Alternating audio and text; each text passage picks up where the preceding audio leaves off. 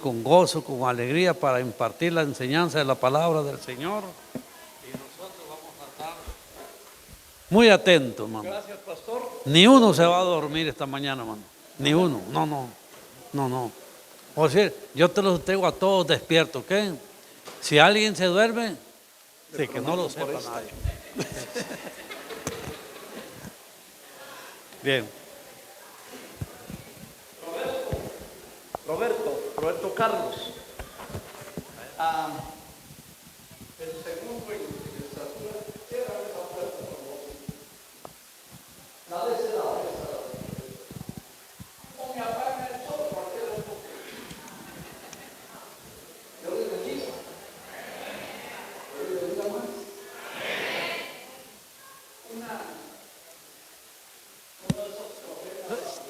Sin verlo, sí. Feliz Navidad. Luego, sin discernir, se emociona. Y en un momento dijo: os traigo palabra del Señor para todos vosotros. ¡Ay, la gente! ¡Aleluya! Así dice el Señor: os deseo feliz Navidad y próspero año nuevo. Mire qué profecía. Eso ya le había dicho José Feliciano, ¿verdad? Yo lo cantamos. De veras, feliz Navidad a todos. Próspero año. Que Dios los bendiga. Que Dios prospere sus vidas, sus familias, sus corazones, sus seres amados. Y que consuele las heridas de los que se fueron. Este fin de año yo perdí 6 amigos. En menos de mes y medio. Unos muy sanos, otros jóvenes y otros y hay bastantes peleando con la muerte en un hospital o en una casa. Hay una cosa que le llaman la muerte de los necios. Necio es una persona torpe, según la Biblia. Y hay gente que se muere por necedad, por torpeza. Un amigo yo lo perdí porque nunca quiso tomar medicina para la diabetes. Ya le habían diagnosticado la diabetes mellitus, esa número 2. Nunca quiso. Yo no creo en eso y se murió. Y tuvo una muerte horrible, sufrimiento en el hospital. Mi sobrino en Nuevo Laredo, Tamaulipas, la misma cosa. Nunca quiso inyectarse, nunca quiso tomar medicina, no guardó dieta, le cortaron un pie, tiene agua en los pulmones, le están drenando su organismo poco a poco, se le va en coma hace poquitos días, está al borde de la muerte. La familia angustiada porque en México la mayor parte de la medicina es pagada y todo es carísimo. Por no cuidarse, si el doctor le dice que haga algo, hágalo. Siempre nos vamos a morir como sea, pero por lo menos hay que posponer un poquito la cosa, ¿no? Porque a veces estamos, como decía mi jefe, con una pata en el hoyo y con la otra en una cáscara de guineo. Procuremos no continuar con esta mañana. Yo tengo la alegría y el gozo de compartir una porción de la Escritura que me ha llenado de gozo, de admiración. Y ojalá alguien pudiera regalarme como regalo de Navidad un poquito de agua, por favor, Ujieres.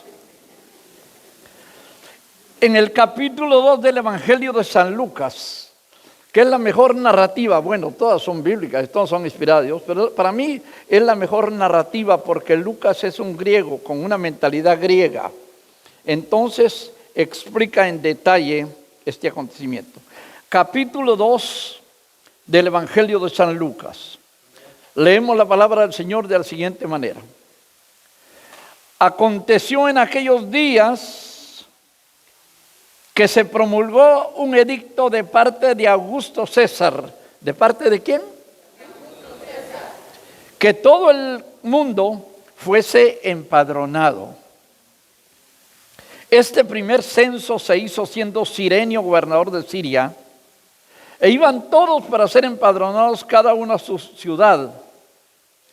José subió de Galilea, de la ciudad de Nazaret, a Judea, a la ciudad de David, que se llama Belén, por cuanto era de la casa y la familia de David, para ser empadronado con María, su mujer, desposada con él, la cual estaba encinta. Y aconteció que estando ellos ahí, se cumplieron los días de su alumbramiento, y dio a luz a su hijo primogénito, y lo envolvió en pañales. ¿En qué lo envolvió? Y lo acostó en un pesebre, porque no había lugar para ellos en el mesón. Gracias, hermana. Había pastores en la misma región que velaban y guardaban las vigilias de la noche sobre sus rebaños. Y aquí se les presentó un ángel del Señor, y la gloria del Señor los rodeó de resplandor. Y tuvieron, ¿qué dice? Gran temor. Pero el ángel les dijo: no temáis, porque aquí os doy nuevas de gran gozo, que será para todo el pueblo. Que os ha nacido hoy en la ciudad de David un Salvador, que es Cristo el Señor. Esto os servirá de señal. Hallaréis al niño envuelto en pañales, acostado en un pesebre. Y repentinamente apareció con el ángel una multitud de las huestes celestiales que alababan a Dios y decían: gloria a Dios en las alturas, en la tierra paz, buena voluntad para con los hombres. Sucedió que cuando los ángeles se fueron de ellos al cielo, los pastores se dijeron unos a otros: pasemos pues hasta Belén y veamos esto que ha sucedido, que el Señor nos ha manifestado. Vinieron pues apresuradamente y hallaron a María y a José y al niño acostado en el pesebre. Y al verlo, dieron a conocer lo que se les había dicho acerca del niño. Y todos los que oyeron se maravillaban de lo que los pastores les decían. Pero María guardaba todas estas cosas, meditándolas en su corazón. Y volvieron los pastores glorificando y alabando a Dios por todas las cosas que habían oído y visto, como se les había dicho. Dios añada bendición a esta palabra. Quiero leer con ustedes un texto más. En el libro del profeta Miqueas, en el capítulo 5. Miqueas capítulo 5, verso 2 en adelante. Es una antigua profecía. Cuando lo tengan, lo leen conmigo, si no, lo escuchan. Pero tú, Belén Efrata, ¿Belén qué? Belén Efrata, pequeña para estar entre las familias de Judá. De ti me saldrá el que será Señor en Israel, y sus salidas son desde el principio de los días de la eternidad. Pero los dejará hasta el tiempo que dé a luz la que ha de dar a luz, y el resto de sus hermanos se volverá con los hijos de Israel. Y él estará y apacentará con poder de Jehová, con grandeza del nombre de Jehová su Dios, y morarán seguros, porque ahora será engrandecido hasta los fines de la tierra. Este será nuestra paz. Hasta ahí la escritura. Pueden sentarse. Belén Efrata. Hay una serie de cosas, comentarios acerca del nombre Efrata. Efrata proviene de la palabra que usó José para nombrar a su primer hijo. Le puso Efraín. Los efrateos eran efraínitas, descendientes de Efraín. Y le puso Efraín porque, como estuvimos viendo en semanas pasadas, él me ha hecho fructificar en la tierra de mi cautiverio. Entonces Efrata significa fructífero. Tiene varias connotaciones, pero sobre todo significa fructífero. Y es el propósito de Dios cuando Dios creó al hombre en Génesis 1:26. Le dio un mandamiento, el cuádruple mandato cultural se llama. Y les dijo: fructificad, multiplicaos, llenad la tierra, sojuzgadla y señoread, que son sinónimos. 4 mandatos le dio al hombre cuando quedó. Primero, no le dijo multiplicaos, no, fructificad, multiplicaos, llenad la tierra, sojuzgad. El propósito de Dios es que todo lo que Él siembra fructifique. Él quería que el hombre fructificara. ¿Qué es fructificar? Es el momento preciso cuando un árbol llega a su pleno desarrollo. Cuando un árbol de durazno tiene duraznos. Cuando un árbol de manzanas tiene manzanas. Cuando una palmera da cocos. Hasta ese momento se sabe si es estéril o ha fructificado. El hombre no fructificó porque el pecado lo anquilosó en el camino. Le hizo daño en el camino. Mi esposa ha estado luchando ahí donde vivimos, la casa de ustedes, con una planta de, ¿cómo se llama eso que se le echa a los tamalitos? No, la otra planta, la tuya, ese que. ¿Cepelín, cómo se llama? Okay. Yo tengo.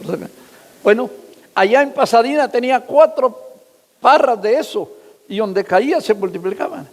Ahí está luchando y luchando. A mí me trajo Américo una planta de mora, quilete, como decimos en Guatemala. Y he estado batallando con ella, me la trajo ya grandecita. Y descubrimos que hay como 4 plagas que atacan cada una de ellas. Unas son unas maripositas blancas minuciosas así, que yo creí que era polvo. Y otras son una cosita en la planta, que previenen que yo pueda comer quiletes o mora. Y las varitas que tienen no pasan de así. Creímos que era la tierra, que era bueno. No, hay una plaga. El pecado fue la plaga que le impidió al hombre fructificar. Y el hombre solo puede fructificar cuando viene a conectarse a la planta original, que es Cristo Jesús. Hasta entonces puede empezar, aunque sea tarde en la vida, a fructificar.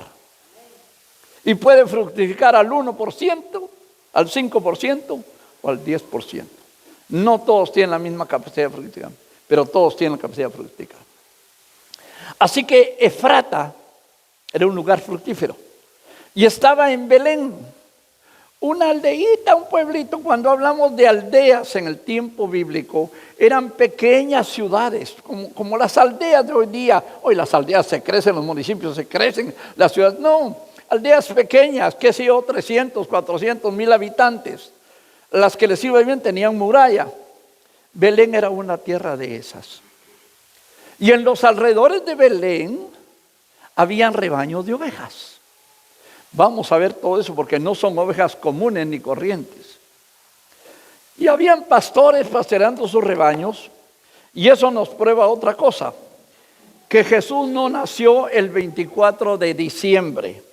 Esa es nuestra tradición, que la heredamos de cuando la iglesia primitiva creció, se extendió, y luego un emperador romano, Constantino, declaró la fe cristiana como la religión de todo el imperio, y entonces se mezcló, se diluyó, le echaron agua a la leche, y con el tiempo se volvió la iglesia católica, apostólica y romana. Pasaron siglos para que de nuevo de la iglesia católica apostólica romana bajo Martín Lutero saliera de nuevo la rama de la iglesia evangélica o protestante como conocemos.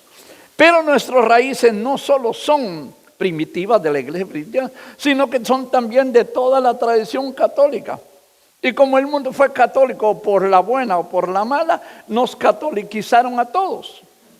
No sabíamos nada, pero teníamos religión. De ahí vienen conceptos como Israel, la tierra santa. No tiene nada de santa, es tierra como cualquiera. Dios escogió y le dieron la gran oportunidad de nacer ahí. Ahí lo mataron también. La gran mayoría de judíos hoy día son impíos o ateos. Esa guerra que hay con Gaza, tan malo el giro como el Colorado. Dios va a tratar con su pueblo en ese momento. Pero de lo que era el pueblo escogido, Dios se hartó y lo fue. Nosotros somos ahora el pueblo escogido. Y no podemos menospreciar al pueblo de Israel. Pero el único mandamiento que hay con Israel no es ir a rebautizarse al río Jordán, ni traer agua bendita del río Jordán, no. El único mandamiento es orar por la paz de Jerusalén. Eso es todo el mandamiento. Pero ahí, en Jerusalén, a poquitos kilómetros, estaba una aldea campesina, pensemos en tiempos de aquel, llamada Belén. Se le llama también la ciudad de David, porque ahí en Belén fue donde nació y creció David, producto de una familia. Y David fue el único rey escogido por Dios. Y todavía está en la elección de Dios.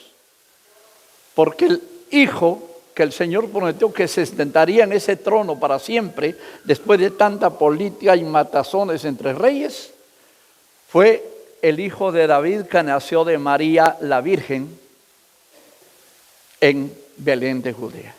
De ese de quien vamos a hablar ahora. Pues habían pastores ahí. No eran cualquier pastores, ni eran cualquier rebaño. Era una tierra primero fructífera. Belén Efrata, así le llama el profeta, más de 700 años antes. Belén, tú Belén Efrata, no eres las aldeitas más pobres de Israel, porque de ti nacerá el Salvador. Ahora, para hacer eso, Dios tuvo que hacer algunos movimientos. Reinaba el emperador Augusto. César es título, Augusto es nombre. El emperador Augusto reinaba y los romanos, para poder taxarle a la gente, para pagar impuestos, lo hacían por población. A ver cuánta gente hay aquí, le cobramos más. Hay gente aquí, le cobramos menos. Y para averiguar eso, hacían lo que conocemos todavía como censo.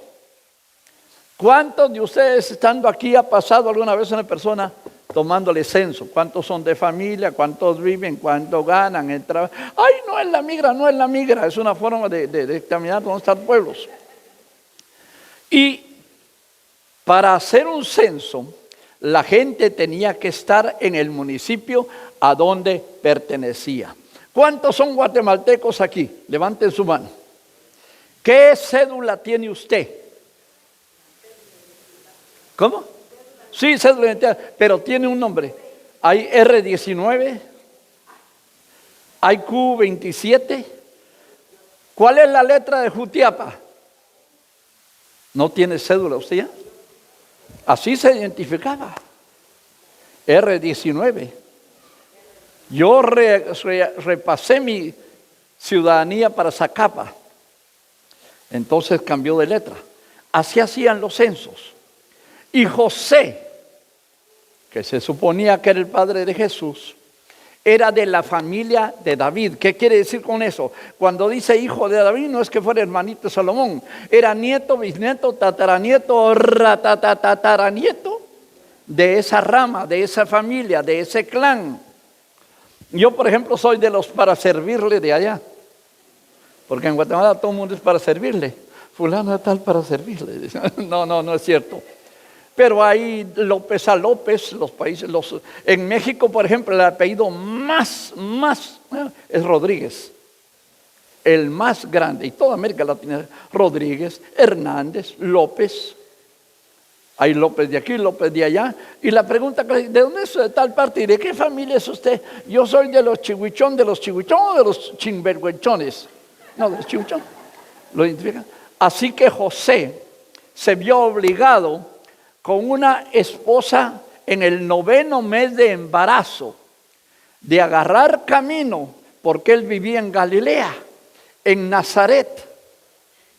Acuérdense que fue cuando vivían en Nazaret que el ángel se acercó a María y le dio la profecía de que iba a tener un hijo del Espíritu Santo. Ahora con 9 meses de embarazo, ya todo listo, le toca caminar hasta allá. Y ahí en los alrededores de ese Belén Efrata, habían pastores guardando rebaños, cuidando sus rebaños. Y no podía ser en este tiempo. Según los cálculos mejores, Jesús nació como a mediados de octubre, principios de noviembre. Porque esta época ya era el invierno y ningún pastor podía estar afuera. Las temperaturas bajan casi bajo cero ahí. Entonces no tenía lógica. Fue la Iglesia Católica en el año 300 que pusieron la fecha de Navidad, pero está bien, eso ni quita ni pone. Usted no pelee con la gente ni por el árbol de Navidad, ni por Santa Claus, ni por la fecha del nacimiento. Últimamente, ¿qué nos importa? nos importa? Hubiera nacido en enero, febrero, en abril. El asunto es que Jesús nació. Y si escogimos una fecha para celebrarlo, gloria a Dios por ello. Y celebramos el hecho, no la exactitud del dato.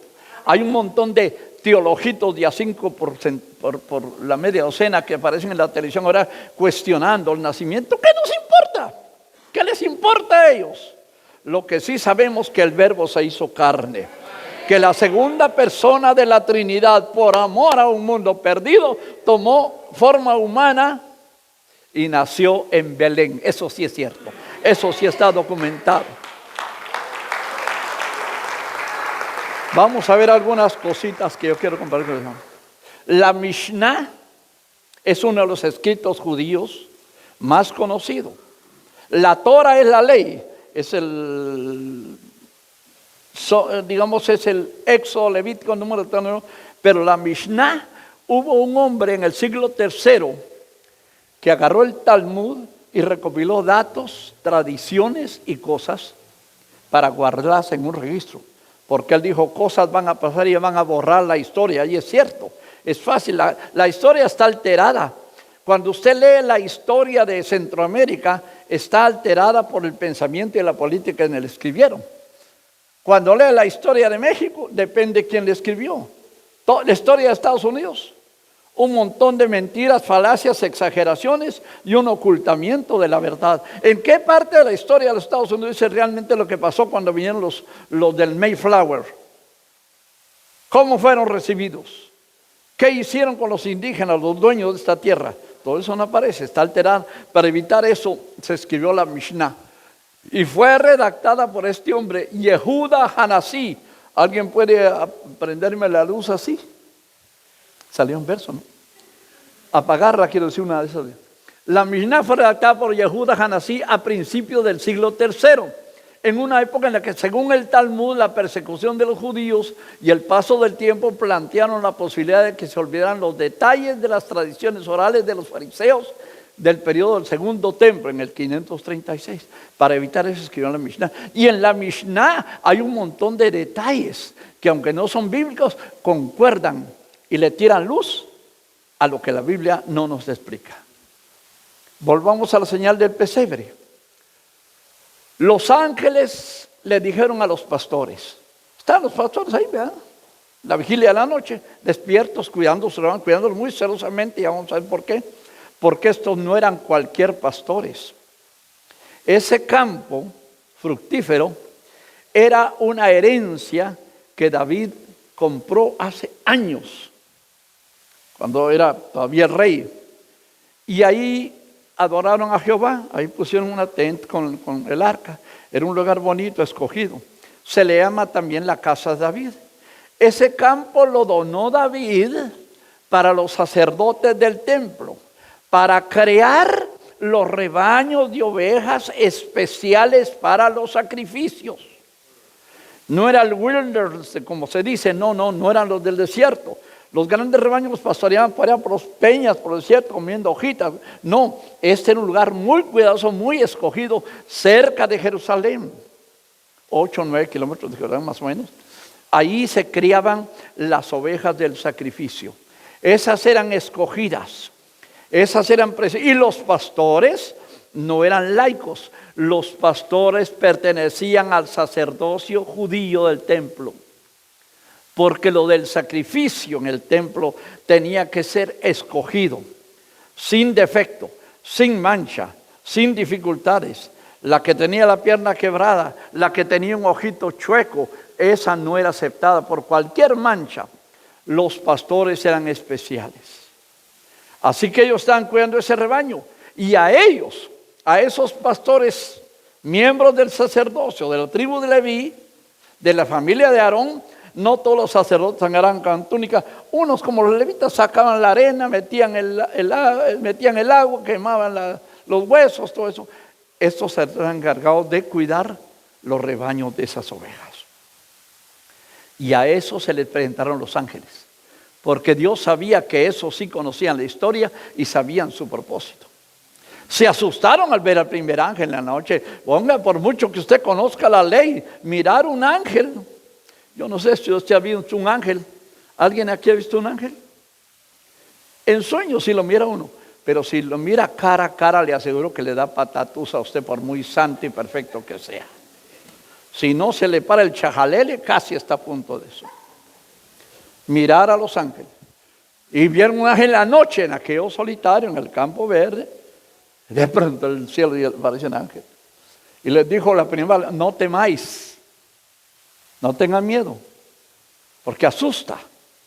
Una cosa son los angelitos que nosotros estamos acostumbrados a mirar así con pañalito blanco, así gorditos. No, eso no es cierto. Son imágenes de la Iglesia Católica de hace 2000 años. Los ángeles son seres poderosos, pero estos son tremendos. Y entonces vino una gran multitud cantando, un coro de ángeles. ¿Vieron qué lindo cantaron las niñas esta mañana? ¡Qué chulada! Felicito a quienes las entrenaron porque lo hicieron con dedicación y con conocimiento. No había destemplamiento ahí. No. Cantaron bien atinaditos, lo cual quiere decir que mis hermanas se esforzaron, saben cantar y saben enseñar música. No hay peor cosa que una gente desentonada. Entonces ya no canto, no, tampoco no ande sacándole el bulto. Si usted canta desentonado, pero canta para el Señor, cante. Pero cante ahí en su lugar, no. Hermano, Dios me ha puesto como que, hermano, Dios me ha dado un nuevo cántico últimamente y yo quiero compartirlo con ustedes. ¡Feliz Navidad! ¡Feliz Navidad! No. Para el Señor las cosas se hacen bien. No solo de intención, no basta con la intención, la calidad también. Y esos ángeles aparecieron con un coro: gloria a Dios en las alturas y en la tierra paz, buena voluntad. ¿Por qué? Porque Él es nuestra paz. De los coros y himnos que yo conozco hay uno que dice: Él es mi paz, ha quebrado todas mis cadenas.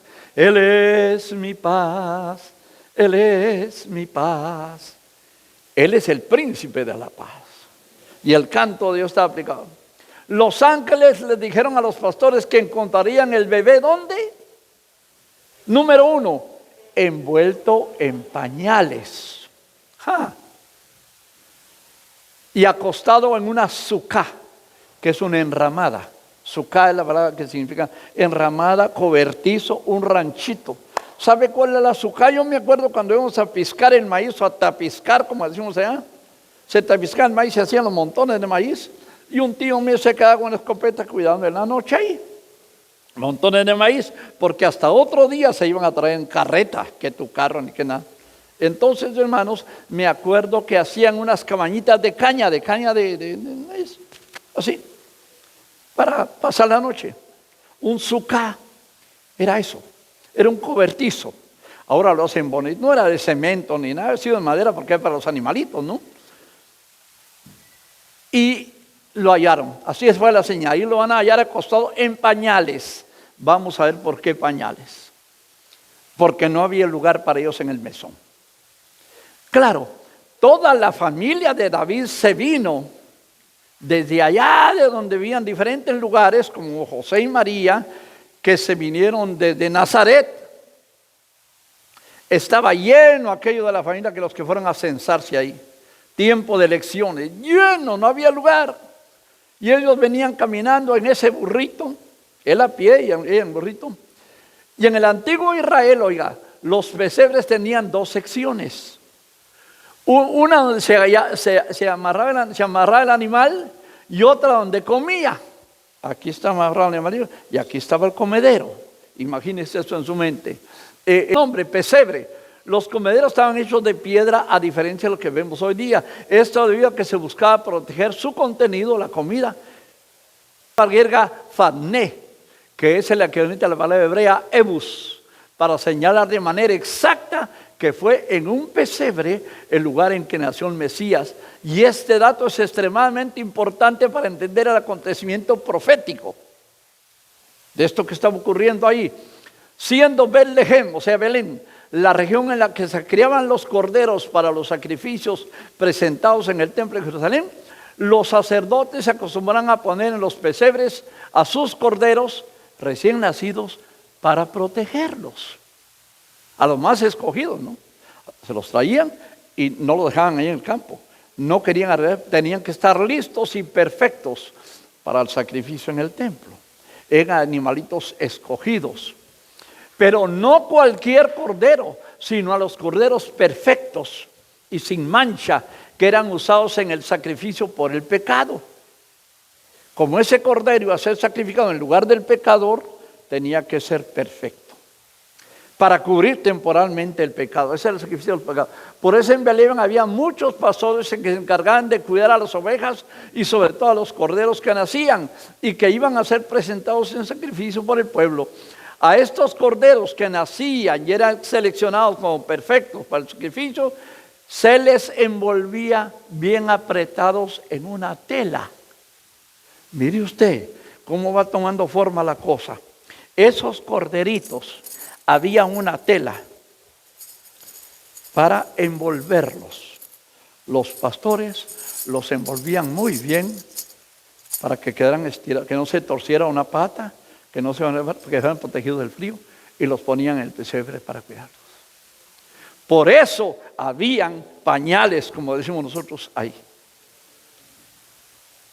Y como Jesús era el Cordero de Dios, escogido y precioso, Dios fue preparando todo para cuando llegara el momento. Los envolvía bien apretados en una tela y los ponían en el pesebre o abrevadero para mantenerlos a salvo. Los pastores conocían muy bien esa práctica, porque se trataba de los corderos perfectos del sacrificio por el pecado. Luego le anunció los ángeles a esos pastores que os ha nacido hoy en la ciudad de David, así se le llamaba también la ciudad de David, un Salvador que es Cristo el Señor. Es el acontecimiento más grande que ha ocurrido y ocurrirá jamás. El cielo se abre y la luz vino al mundo en forma de un bebito, indefenso y sencillo, totalmente humano, totalmente débil. Un niño, si usted no lo abriga, se muere. Si no lo alimenta, se muere. Si no lo cuida, se muere. Necesita cuidado especial. Este era un niño humanamente común y corriente, pero el cielo había descendido para preparar ese acontecimiento, porque Él es el Salvador. Y la vieja profecía de Miqueas dice, léala conmigo: pero tú, Belén Efrata, pequeña para estar entre las familias de Judá, de ti me saldrá el que será Señor en Israel, y sus salidas son desde el principio de los días de la eternidad. Este ser que tomó cuerpo humano era eterno, ya existía. Por eso se le presentó a Juan el que era, el que es y el que ha de venir. Él es Dios en forma humana. Esa era la profecía de Miqueas en esa aldeita pequeña. Belén Efrata estaba a 5 millas de Jerusalén, cerca de la ciudad santa, cerca del templo. 5 millas no es una gran distancia para gente que camina a pie. Mire, aquí está, ¿dónde estamos? Aquí está Judea, ¿no? Este es el estado, digamos, el departamento de Judea. Y aquí arriba estaban los efraínitas. ¿Dónde están? Belén Efrata estaba a 5 millas, aquí está Belén, 5 millas de Jerusalén. Y si estaba escrito que Jesús naciera ahí, tenía que nacer ahí. La aldea de Belén era una aldea común y corriente. Lo único especial eran los campitos que habían alrededor. La gente la menospreciaba, pero el profeta le dijo, hablando de parte de Dios: no eres la más pequeña entre las aldeas de Judá, porque era territorio de Judá eso. Porque de ti saldrá un Salvador. Belén Efrata, este pueblo al sur de Jerusalén fue el lugar de nacimiento de David. Ahí nació David. Ahí fue donde llegó el profeta a ungirlo como rey entre sus varios hermanos cuando pastoreaba las ovejas de su padre. El nombre Belén significa, ¿qué? Casa de pan, porque era un centro como agrícola riquísimo. El mejor trigo se daba ahí. Tenía ese apodo, Casa del Pan, porque se encontraba en una región que había tenido gran producción de grano desde los tiempos del Antiguo Testamento. El nombre Efrata, que es fructífero. Esta población se conocía por sus viñedos abundantes, sus sembrados de oliva. Era pequeña en tamaño, pero no en honra. Sus salidas son desde el principio de los días de la eternidad. Esto habla de la encarnación del Dios eterno en la persona de Jesucristo y también a su reino milenario como Rey de Reyes. Y estaba localizada esta ciudad sobre lo que se llama como la era de Arauna Jebuseo. Los que han leído el libro de los jueces y los que han leído las crónicas de los reyes, los que han leído a primera y segunda Samuel, saben que hubo un momento que ya David, cuando era rey, se le ocurrió un día, tentado por el diablo, porque Dios no tienta a nadie, se le ocurrió censar al pueblo sin razón ni motivo. Quiero ver con cuánta gente cuento, quiero ver cuántos soldados tengo, quiero ver cuán poderoso soy. Y le ordenó a uno de sus sobrinos, que era un señor, ve y censa al pueblo.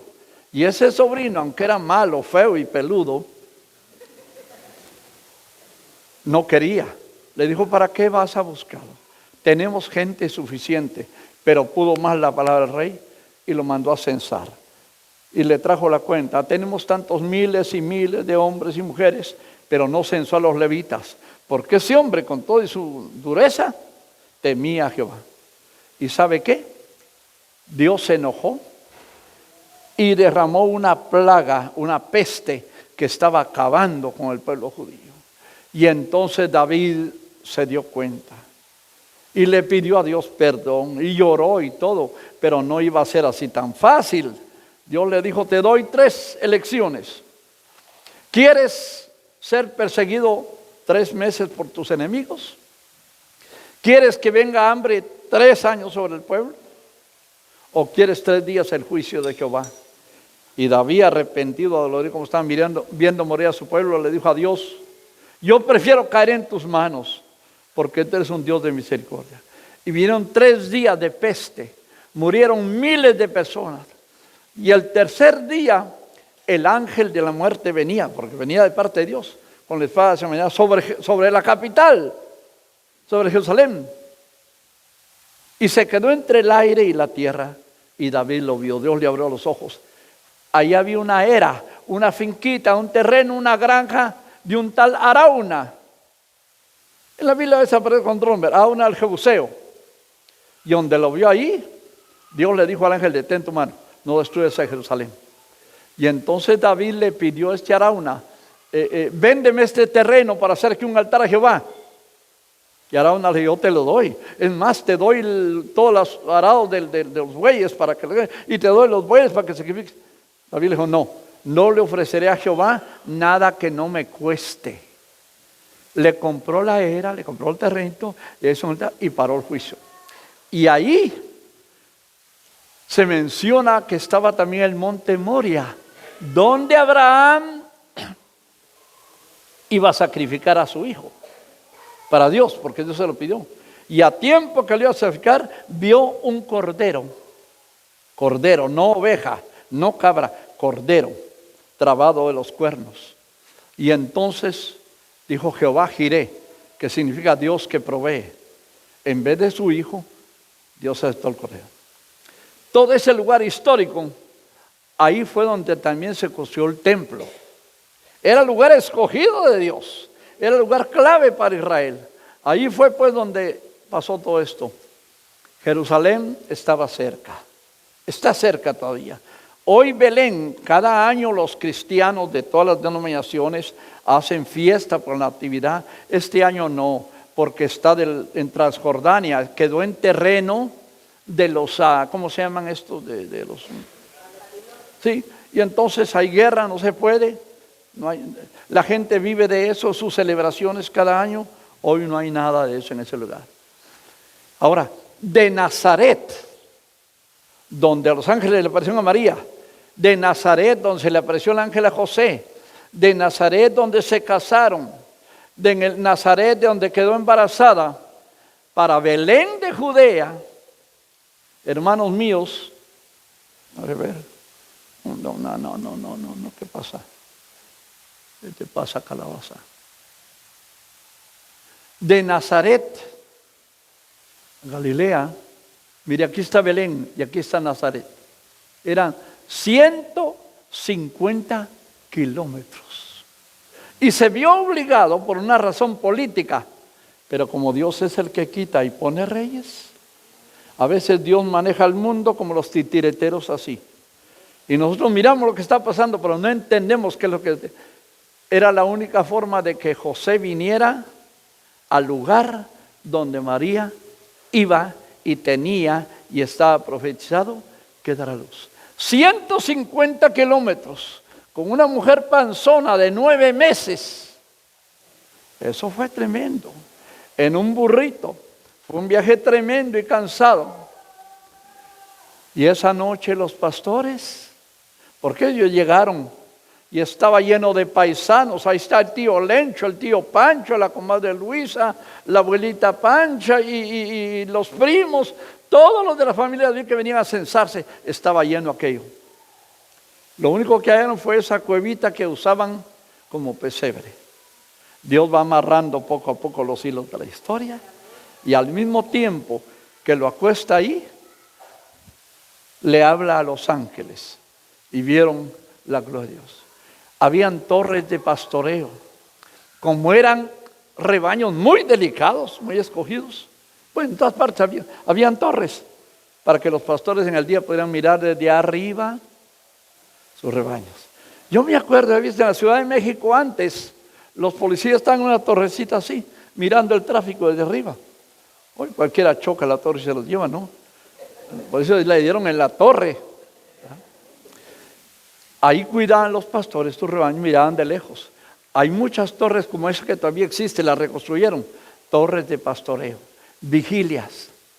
Había vigilantes, porque era demasiado delicado, demasiado históricamente complicado el proceso de Dios para hacer a su hijo hombre.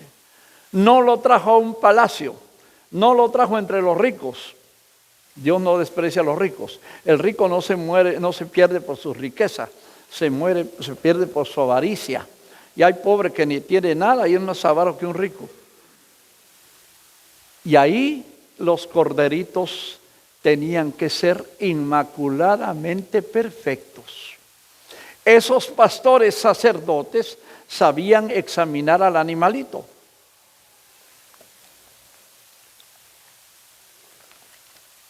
Que no tuviese mancha ni defecto. Y dice la escritura, lea conmigo. Y dio a luz a su hijo primogénito y lo envolvió en pañales, la palabra mágica, porque no había lugar para ellos en el mesón. Y Lucas 2:12 dice, cuando le habló el ángel, esto les va a servir de señal. Van a conocer al niño por los chillidos que pega entre el gential que había ahí. Lo van a hallar envuelto en pañales y acostado. Los sacerdotes pastores no solo examinaban bien a un animalito, sino que después de examinarlo bien, lo envolvían en esa tela. ¿Por qué envolvieron a Jesús en pañales? Jesús fue envuelto en pañales de lino limpio, de la misma manera que se envolvían al nacer los corderos recién nacidos, destinados al sacrificio en el santo templo. Están envueltos en tela sujeta por tiras de tela. Los pañales tenían como objetivo mantener a los corderos ¿cómo? Protegidos. Todavía hoy en Sudamérica, pastores modernos, crianzas de ovejas modernas, todavía le ponen tapaditos a sus ovejas cuando hay frío, para que no se vayan a dañar. especialmente a las hembritas que van a ser parinderas y van a tener las protege. En este tiempo de hoy, allá ya tenía la tela lista ahí. Allá ya tenían los pastores. De esos agarró María, porque ella no venía trayendo. Algunos dicen, los teólogos dicen que venía trayendo desde allá, que es posible que Elizabeth, que fue su tía, su prima, y que Elizabeth tuvo su niño Juan antes de Jesús. Acuérdense que María fue a ver a Elizabeth a los 6 meses de embarazo de Elizabeth. Y cuando llegó María, Juanito fue lleno del Espíritu Santo desde el vientre de la madre. Pero Elizabeth, su esposo Zacarías, era sacerdote. Y como sacerdote, quizá él podía haber conseguido la tela que usaban los sacerdotes y se le haya regalado como un baby shower a María para llevarlo en ese... Posible, ¿no? Porque ella sabía que era un camino largo y que para llegar allá iba a llevar tiempo y ya mero iba a dar a luz ella. Pero esa es una especulación. Lo que sí es cierto es que los pastores de esa región tenían, hermanos míos, de esos pañales que le llamamos con la palabra moderna, y ahí envolvieron a Jesús. No, las ovejas normales estaban en los campos, en el desierto, comían ramitas, comían hojitas. No, esas ovejas escogidas que estamos hablando, estas ovejas eran especiales, estaban bajo el cuidado de los sacerdotes. La oveja normal no. Y las torres que todavía hay entre los árabes eran para proteger los rebaños de cualquier cosa que viniera. Además había cerco de piedra, había una puerta. Por eso Jesús dijo, yo soy la puerta. El que por mí entrare saldrá y hallará pastos de ese tipo. El cordero debía entonces sin mancha y sin defecto, totalmente escogido, porque de ahí salía el producto para el templo. Ahí podía comprar usted su ovejita por su pecado. Los sacerdotes lo examinaban, lo degollaban, usted ponía la mano encima y la sangre de esa oveja pagaba temporalmente por su pecado. Por eso cuando Juan el Bautista, 30 años más tarde, vio venir a Jesús en el río del Jordán, el Espíritu Santo, Juan era un profeta de Dios, un hombre lleno del Espíritu Santo, lo vio y lo conoció y dijo, he aquí el Cordero de Dios que quita el pecado del mundo. Como aquel cordero escogido quitaba temporalmente el pecado del hombre y el juicio de Dios, porque la paga del pecado es muerte. No es un castiguito, la paga del pecado es muerte. La muerte entró por el pecado y pasó a todos los hombres. Entonces, el Cordero de Dios era el que habría de borrar esa maldición para todos los hombres. Primera Pedro 1:19 dice que no fuimos comprados con cosas como oro o plata, cosas corruptibles, sino con la sangre preciosa de Cristo, como de un cordero, sin mancha y sin contaminación. Y las últimas visiones y revelaciones que tenemos de toda esa trama fue la visión de Juan, Apocalipsis 5:6. Vio un cordero como inmolado. Al lado del Padre, en el trono, había un cordero como inmolado. Y luego millones de ángeles, dice Apocalipsis, capítulo 5, capítulo 7, millones de ángeles, igual que los ángeles vinieron para darle la bienvenida y anunciar la venida, ahora allá, alrededor del trono, los ángeles en coro, con millones de guatemaltecos, mexicanos, salvadoreños, africanos, de todo el mundo, de toda tribu, etnia, pueblo, celebran al Cordero de Dios que quita el pecado del mundo. La verdadera Navidad es una profecía eterna. Por eso la celebramos, por eso agradecemos. Felicidades, mis hermanos. Feliz Navidad para cada uno de ustedes. Y yo quiero invitar esta mañana o tarde todavía. Quiero hacer una invitación muy cordial. Usted conoce la Navidad y conoce que celebramos a Cristo Jesús y que lo celebramos muy alejado de lo que es una celebración. Lo celebramos echándole libras a la panza, echándole licor a nuestras bebidas, embruteciéndonos unos días, ahuyentando nuestras tristezas, y las tristezas vienen con la cruda, con la goma y con más dolor. Pero hay una forma de celebrarla, es ofreciendo lo único que nosotros podemos, darle su corazón a Cristo Jesús.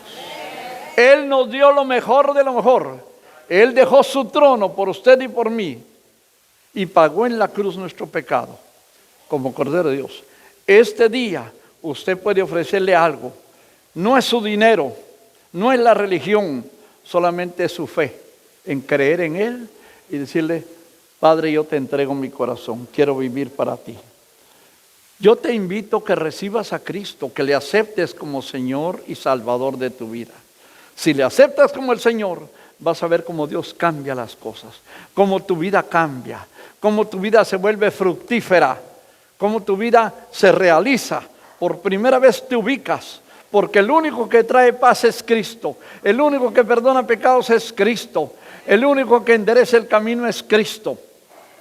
¿Habrá alguien que quisiera aceptar a Cristo en esta tarde como Señor de su vida? Levanta tu mano, yo voy a orar por ti ahí donde estás.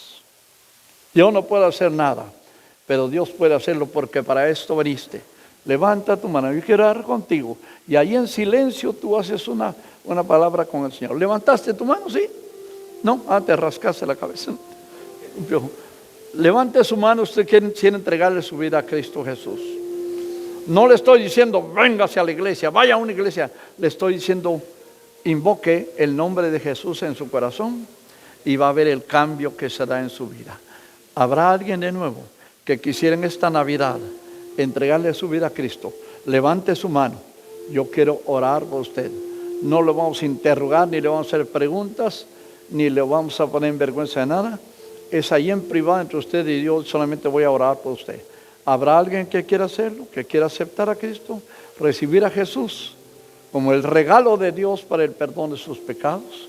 Es el único que puede perdonar pecados, es el único que puede cambiar su vida. ¿No hay nadie? Dios le bendiga. Hermano pastor, el tiempo para usted. Feliz Navidad, mis hermanos amados.